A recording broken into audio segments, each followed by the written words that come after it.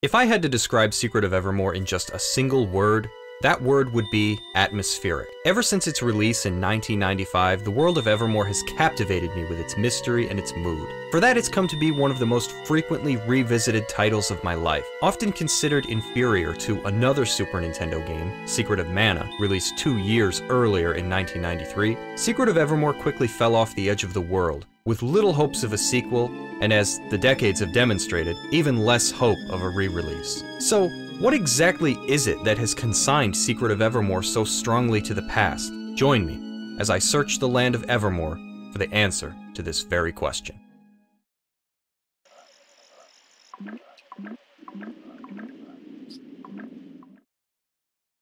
Where better to begin than the beginning? The story in Secret of Evermore follows a young boy and his dog, who've just left the cinema where they saw the lost adventures of Vex. Almost immediately after they've hit the sidewalk, the boy's dog gives chase to a cat, and the dog runs into an old abandoned mansion that served as a home to a freak experiment some 30 years prior. The boy catches up with his dog, but when sheer curiosity lures him into a secret passage, it's here that his dog munches on some nearby wires, reviving a machine and transporting them both to Evermore. Evermore is a land of sheer imagination.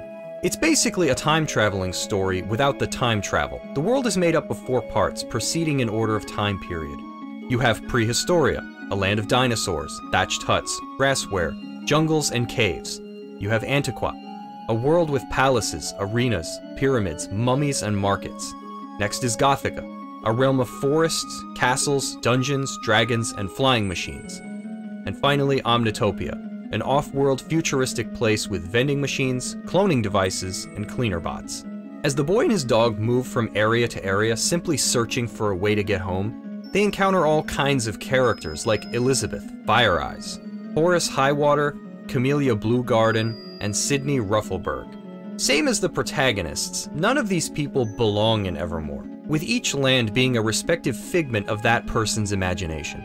At the root of it all is none other than the butler of Professor Ruffleberg, Carltron. Carltron has created evil twin versions of Elizabeth, Horace, and Camellia, all of whom the player interacts with throughout the story. These evil twins are meant to control certain aspects of Evermore so that it might exist forever. At first, this might seem in poor taste to the player, but the evil twin approach is never meant to be taken seriously. We see this as the boy quotes from cheesy movie after cheesy movie after cheesy movie throughout his adventure. Secret of Evermore is as though the boy has been teleported right into a B-movie adventure of his own. Admittedly, the story in Secret of Evermore is probably one of its weakest points. However, it's weak for reasons that one might not expect. Firstly, the story is a sort of in-on-the-joke kind of story, and does not take itself too seriously. This, in itself, is fine. However, the game has plenty of serious environments that are very well put together, so these elements do sort of clash with one another. And secondly, its real issue is that there isn't a whole lot of story at all. It's just a boy and his dog trying to get home, and for that, I really don't see any way to really nag at the plot, because it's mostly player-driven, with bits of dialogue thrown in here and there. What really excels in this game is what you do, what you see, and what you hear along the way.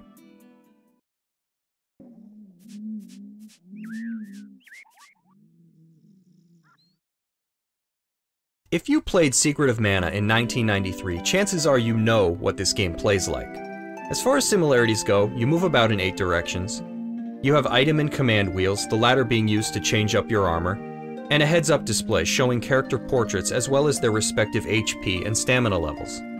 It's also in the HUD where you'll see your weapon charges accumulate when you hold down the attack button. You attack enemies by pushing the B button, and then you wait for your stamina to recharge. You can attack in between recoveries, but your attacks will be significantly weaker, almost to the point of dealing no damage at all. This is pretty much where the similarities end. What Secret of Evermore does on its own sets it very much apart from the shadow of the game it's been cast under. Its concise weapon system has but 3 categories: swords, spears, and axes, and each category contains 4 weapons, distributed piecemeal throughout the game. The player can level up each weapon a total of 2 times, unlocking first a medium and then a heavy charge attack. Some charge attacks grant a secondary function to a weapon. For example, the spear can become a ranged weapon that, with the right aim, can dispatch foes from a distance. The biggest departure, perhaps, from Secret of Mana is that Secret of Evermore opts for an alchemic system over one that is based in magic. There is no MP to be had in Secret of Evermore. Instead, the player has to keep a constant eye on his or her stash of ingredients, for each and every formula in the game consumes its own unique blend of items. You want to use Heal? That will cost you 1 root and 1 water. How about Fireball? That will cost 1 brimstone and 2 ash. The same as weapons, formulas level up with use, further increasing their effectiveness. To continue using alchemy, the player will need to replenish his or her ingredients. The dog is very adept at sniffing them out for you. Or you can spend one of the game's 4 currencies, talons, jewels, coins, or credits, at merchants spread throughout the game. Also for sale during the adventure are different armors, including collars for the dog, you're going to want those, and restorative consumables. Currencies are only accepted within their respective region, so a merchant in Nobilia will only buy and sell in jewels. If you have a lot of money, but it's not in the form that you need, the game provides ample opportunities to exchange the various currencies at fair rates. Some traders strictly barter, however, so currency will only get you so far. You'll need to shop around for whatever it is that they're asking for if you want to trade with them. These deals, harder to get as they are, usually means that they're worth it. You do not want to miss out on these deals, as with a couple of them, you're only given 1 opportunity to get them. When you're not shopping, you'll more than likely be exploring or fighting. Areas are fairly easy to navigate through, with some exceptions. That'll be covered in the next section. There are plenty of secret areas in this game, and a sense of accomplishment always accompanies the reward for finding them. Combat is fluid, with plenty of baddies to fight. A couple boss fights here and there can slow down the action if you aren't prepared, but for the most part, bosses are welcome and satisfying opponents. As mentioned before, the game's 13 weapons are spaced appropriately through the game, so you never feel like you're drowning in too many weapons. Weapons can be charged once they've been leveled up, affording the player a chance to cause increased damage. The dog's basic attack can also be leveled up, turning him into a formidable beast and an essential ally.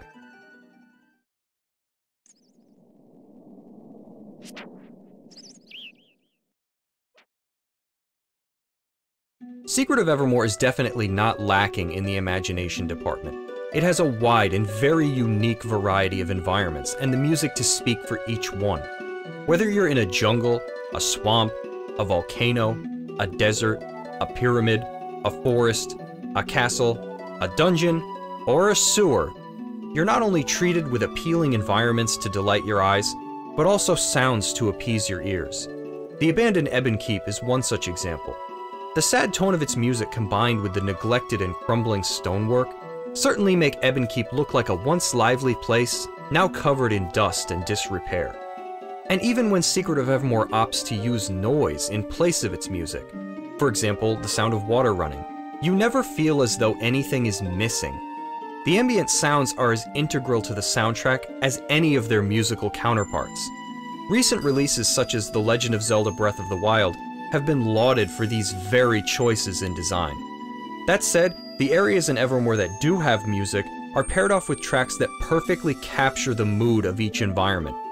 From Prehistoria's Bugmuck, to Antiqua's Pyramids, to Gothica's Ivor Tower, and finally, to all of Omnitopia. There are so many memorable melodies in this game that I'm still listening to this game's soundtrack almost 25 years later. Jeremy Soule, the game's composer, was hardly 19 years old when he created the music for this game. That makes Secret of Evermore's soundtrack all the more impressive. Still, if you quiet away the sounds, you're still left to revel in the sights. The game's level design stands by the talent of its soundtrack. Sewers look cold and decrepit, although sometimes there are people wandering around in them. Forests are dark and maze-like, with trees overhead blocking the player's vision. And dungeons are teeming with mystery, as though discovery is endless. Unfortunately, the dark side to this is that Secret of Evermore applies one particular theme to too many of its locales. That theme being mazes. There are maze sewers, maze forests, maze ventilation systems, and, even though it's hardly a maze, a gigantic desert. To even a seasoned player of this game, the mazes can elicit a sort of bookmarking effect, meaning that you'll stop for now and deal with it later. To a newcomer, these mazes can try your patience, if they don't outright prevent you from getting through the game at all. As a kid, I wasn't above scribbling down pathways in order to figure out how to get through some of these areas, but I can understand if folks today just don't have the patience for it. There are a whole slew of guides available online. I'd suggest consulting one of those before letting one of these maze areas stop you from playing this awesome game. That said, the maze areas aren't entirely unwarranted.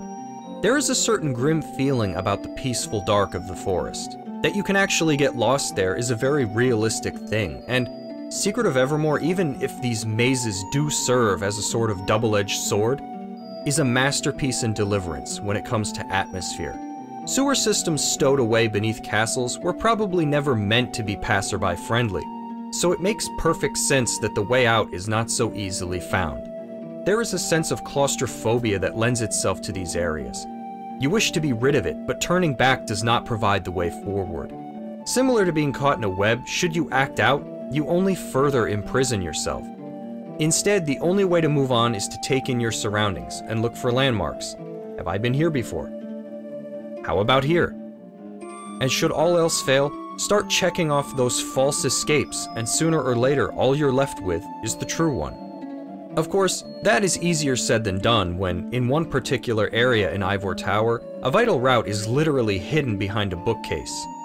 Now, to a 10-year-old who is more apt to pick up on such things, this probably doesn't seem like much of a snide tactic. To someone playing the game for the first time in their 30s, however, this could be a breaking point. Of course, then again, maybe not, but this part of the game breaks this already established, even if unspoken rule. The way forward, even if hidden behind a maze, could always be seen. Up until now, the shadows were for secrets. They were never paramount to progress. This one route, being hidden, might remain unfound simply because the player has learned thus far that the reward for dusting around the corners was a new set of armor, or a secret alchemy, and never the plot itself. How telling then, when you bump into an old woman who'd fallen into these vents years ago, I think she's a ghost, but was never found by her husband. She entrusts the dog with her skeleton key. How apt, when it's the exit you cannot find. Secret of Evermore is rife with so many secrets like this, and I usually don't say this, but I love that a great deal of them can be missed. Should you not meet with the old woman in the vents, you forfeit your only chance to collect the skeleton key. Why does this matter? Because later, after you've looted the entire east wing of Ivor Tower, you need the skeleton key to even do this, you talk to her husband, and he asks if he can have the skeleton key back. When you oblige him, he surrenders the firepower formula as a way of saying thanks. This is just one example of how Secret of Evermore lives up to its name. In fact, just about every single maze in the game holds at least one reward that you do not want to miss out on. Other notable moments include the Show of Life that mesmerizes the king in Ivor Tower. Even though this area is home to a key boss fight later on, you can miss out on the Show of Life if you're not attending to the environment. Lowering the bucket into the well as soon as you arrive in Gothica is another such example. When you raise it back up, an Oglin jumps out of the bucket and runs off. Now that's hardly noteworthy, except to the keen explorer who tracks down that Oglin much later inside the Dark Forest, and is rewarded with another one of those items that you don't want to miss out on. I could go on and on about why the environments in Secret of Evermore are geniusly crafted for those who like to sniff out secrets. One of the most challenging ones I remember from being a kid is tracking down the brother of Madronius while exploring the Hall of Colossia.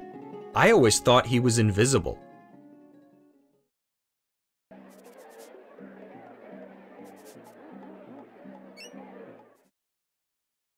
I guess if I had to have one problem with Secret of Evermore, it would be that it's over when it's over. There's no new game plus, there's no new difficulties, nothing. There's one hidden boss, but it's hardly worth the minimal effort it takes to uncover it. Secret of Evermore is a relatively quick play, being something you could finish in probably 25 hours, less if you're already familiar with the game. It's pretty straightforward by design. You progress from area to area as the story allows, with little reason to retrace old steps. There are a few formulas you can gain by going and revisiting old friends, but for the most part, once you leave an area, there is never really a need to return. Secret of Evermore has issues, sure, as all games do. However, it is one of those games that feels limitless, as though there is always just one more thing waiting to be discovered. In fact, just recently I was digging around online, researching the game for this review, And even I learned of a couple new things that I didn't know about. Now I'm eager to play through the game again and see these differences for myself. Secret of Mana has unfairly cast a shadow over this game for a long time. Despite playing Mana first, I've never understood the disdain for Evermore. At first glance, the game seems so similar that Evermore almost looks like a copy, but in fact, the game was built entirely from scratch by an incredibly talented, even if inexperienced at the time, group of people. Secret of Evermore very much stands apart from the series it shares its name with. Despite this, a lot of folks couldn't see past the first 2 words of the title, and expected something more like the game they already had. Others say that Secret of Evermore was so bad, it killed any chance of Squaresoft ever developing another game in North America. Perhaps had the game been released later in life and not during the reign of the JRPG, it would have found more of a following. Secret of Evermore is certainly no Secret of Mana, but that is exactly what sets it apart. If anything, Evermore took what Mana did best and did it better. If you have not yet played Secret of Evermore and you like old school action RPGs, you owe it to yourself to go and play this game. That's all I have for this time. As always, like this video if you enjoyed it, share it with your friends or anybody that you think might be interested. Don't forget to subscribe, as I'm going to be pumping out content like this every month. And most importantly, last but not least, thank you so much for taking the time out of your busy day to watch, and I'll see you guys next time.